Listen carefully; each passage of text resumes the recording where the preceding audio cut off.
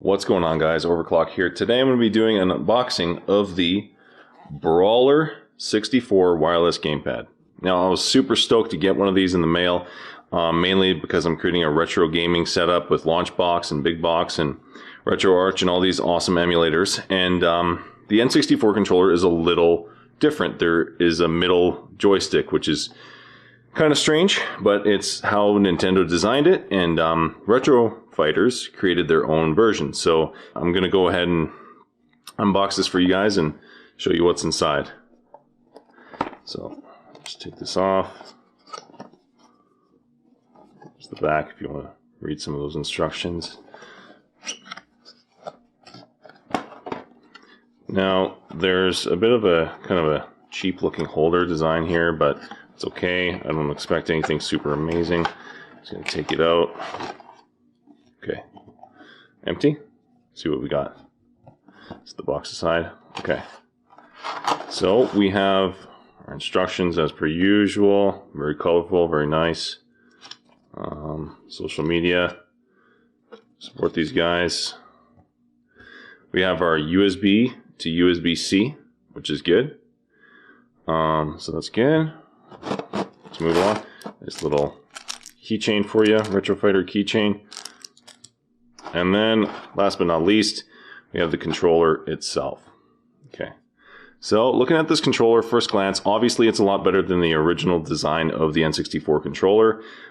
We have no middle joystick piece. It's like the regular controllers we'd expect to see, you know, Xbox, PlayStation nowadays. So, we got the left and right bumpers. We've got the Z triggers, which there's two, which is kind of cool. Nice, you have the option. Of course, the USB-C charging spot. And yeah, that's kind of the overall look and design of it. Now I'm going to kind of test how it feels in my hands. This actually feels pretty good in my hands. I did open up another controller, and I felt like this was digging into my middle finger a little bit on both sides. This one seems to be holding up quite well, though, actually. I don't know, maybe it just requires more playing around with more familiarity, just getting used to it. I have noticed, though, there does seem to be some blemishes. So these are supposed to be brand new. If you look here on the top left, you can kind of see right here, there's a little bit of scratching. So it's not the greatest, right? The quality, you know, like right here, it's perfect, right? But right down here, you see a little bit of those scratches, a little bit of those blemishes. And take a look at this controller all around. You see some on the back here, right here, scuffs, right? There's a lot of scuffs. Kind of surprised that a brand new controller like this for the cost has so much wear and tear. So that's kind of my main critique out of the box. I'll also show you the blemishes on the other controller I got. So right here, same kind of spot, you know, a little bit more prominent. See if the focus gets in there, there we go. And then, where was it? Right across in there. You see these lines here? These scuffs? Yeah, I don't expect something like that on a controller this new, this fresh, but it is there. So that's something to be cautious about if you're thinking about buying one of these controllers. So again, the feel is actually pretty good, you know, but yeah, just brand new controller. I don't know how much, 40 some bucks, 45 bucks US, and it's got that, those kind of blemishes, those scuffs. I expect that from something that's like $20, not something that's like a full-on price. So anyways, let's dive into how these controllers actually perform on certain games and walk you through those. Get some gameplay footage. One other thing that I did miss that comes in the box is, of course, the USB receiver. So this will allow you to plug your controller into your PC and wirelessly connect. So there's a little light there, and yeah, let's go test this thing out. Okay, so I'm using my thumbstick to move over here, which makes sense. A to select the file.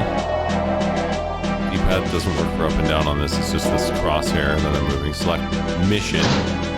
The dam, let's do the first mission. Damn. I'm just gonna turn down the game sounds a little bit.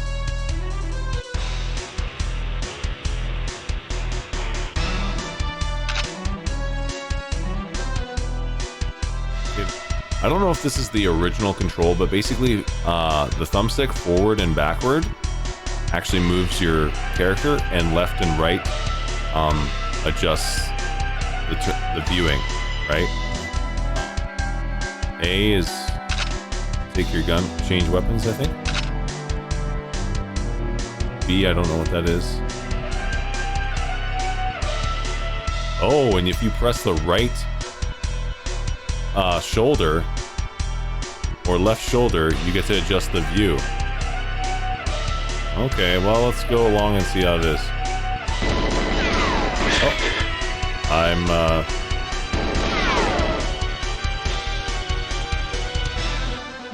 put my gun away. Take it out. Get out. Oh, this is... Okay. Okay. Not terrible. So we're at this menu, the controller menu. We've confirmed that our controls are in fact properly lined up, excluding the one button of action and weapon. Those are reversed.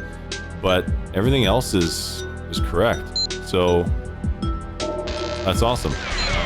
Whoa.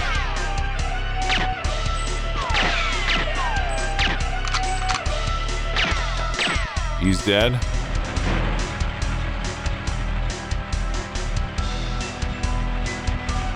Get the sniper.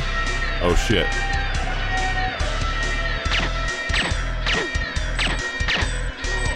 Two bullets each.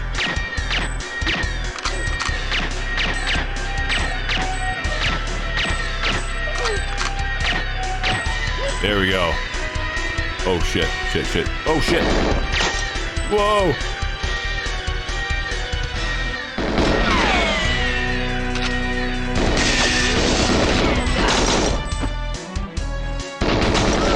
Yeah, this one's on wrong.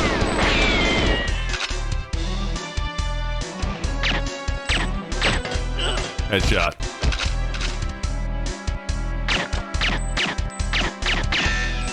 Huh.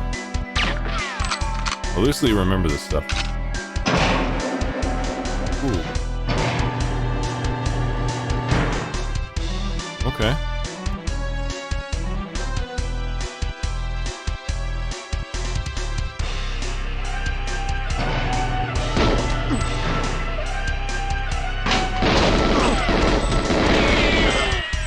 Okay.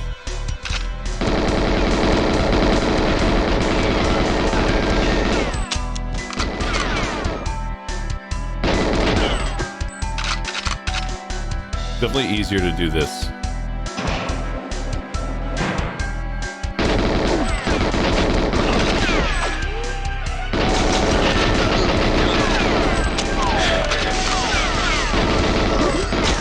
All right, it's time to call it. Whee! I definitely remember this part. Cool. All right. First mission completed. You know, that actually wasn't too bad. Playing with this controller, the Retro Fighter controller on 007 GoldenEye, it wasn't too bad. It's just the controls are very strange to get used to. I'm gonna try Mario Kart. Okay, let's start. Mario Done. Kart. Okay.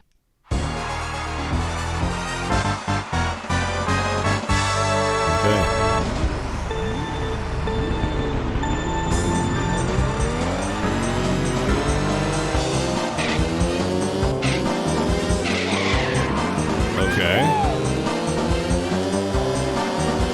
So basically for me right now, A is go forward and B is... No, you can't see the controls. A is go forward and B is stop. Okay, okay. And then Z is to use your special.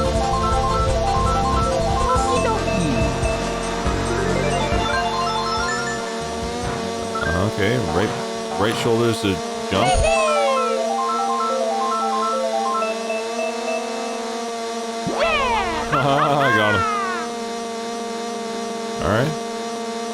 Pretty straightforward. No! Second place. Ah, so close. Looks like we have some controls here. N64 controls. A is accelerate. Rocket start A between the second red light, changing into the blue light. Okay. Steer is the joystick. B is brake. Reverse is B plus joystick. Oh, okay. R is hop. Spin turn A and B. Stop roulette. Oh, you can stop the roulette. That's cool. I did not know that. And then you can use the item. Oh, hold Z to keep item behind you. Okay. C is change camera. C up is change camera. Pause / options to start. Okay, so everything was basically synced in right away. Yeah, once again, you could set up a regular controller to do this, though. So, alright, that's not too bad. Our experience was good. But then I guess the whole point is when you're playing, you see certain buttons or instructions, and if they're properly mapped, you're good to go. That's the idea. So, okay. One player game. Let's go. No, I like Link. Let's do Link.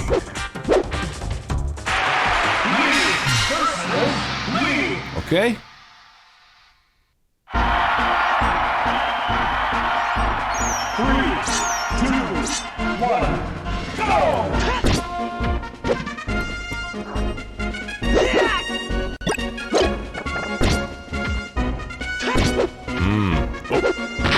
Oh no.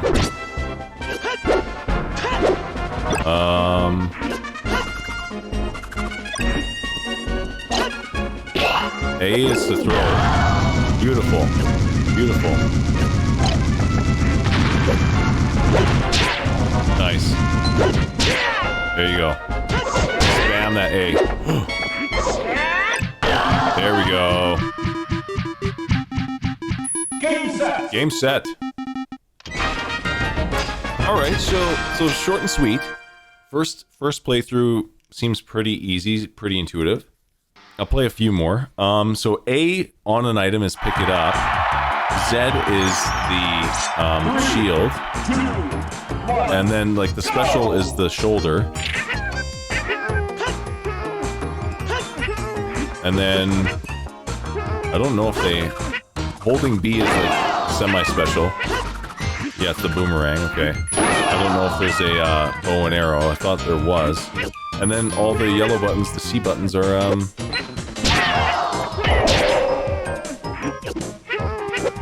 C buttons are jumping. Oh, and yeah. So and a direction up on the D-pad, or sorry, a direction up with B. Sorry, a direction with B. So up and B does an extra special move. Game set. Okay, well done. The controls are solid. The controls are solid. When you jump into Super Smash Bros. Or Smash Bros. Melee with one of these, the Retro Fighter, you're right in there. Everything's pretty much lined up for you. I mean, across all the games, I'd say the only thing I had to worry about was switching the B and the A buttons around, the green and blue buttons around, just in terms of menu navigation and being used to Xbox controllers.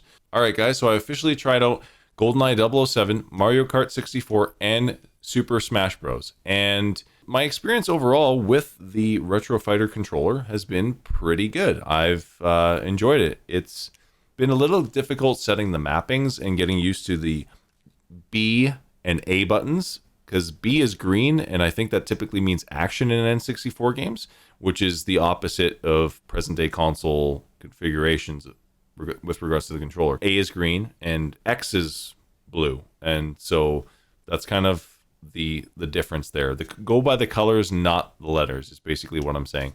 And getting those set up in terms of the controller profiles is a little difficult, but that's no fault of Retro Fighters themselves and the controller they've made. It's actually a pretty cool controller, minus some small things. But that said, I think you can basically just go ahead and use an Xbox controller, at least for the games that I've played. If you guys have any other games in mind that you think that doesn't apply to, let me know. I know that I was trying to figure out controller configurations in the past with regards to emulators, and it was difficult to kind of play games or know the extent of what you could do in the game. My greatest example is 1080 snowboarding. I didn't know if there were certain moves or tricks that I could do, or if it was just like basic grabs and spins. I still don't know. I'll have to look that up. But I felt like I could do better with an actual controller like this that had the right buttons and mappings and whatnot, and make it easier to play the games themselves. The games I've chosen didn't have much on-screen instructions within game, so I didn't have to see something say press the B button and B is green, or press the A button, A is blue. Like that meant that I didn't really have to get something like this necessarily. I could use just a regular controller, like an Xbox controller. However, as you might have seen how I exited out of Super Smash Bros., that did help because I pressed all the right buttons and there was that instruction on screen. So I think it's really up to you. I think you need to play the particular games you're thinking of playing that are retro games for the N64 in order to justify buying something like this. But I mean, yeah, once you do have it, it actually is pretty nice, and it's a nice to have, right? You don't need it, but it's nice. If you have a couple friends over, you can easily navigate and do what you need to do. Although I do suggest that you probably only need one or two of these, right? Because as long as one person can control or manipulate all those on-screen instructions, or visually coordinate what you're supposed to do in game between this controller, one of these controllers, everybody else can basically just mimic and use Xbox controllers, and you just put the same mappings in the same place and you're good to go, really.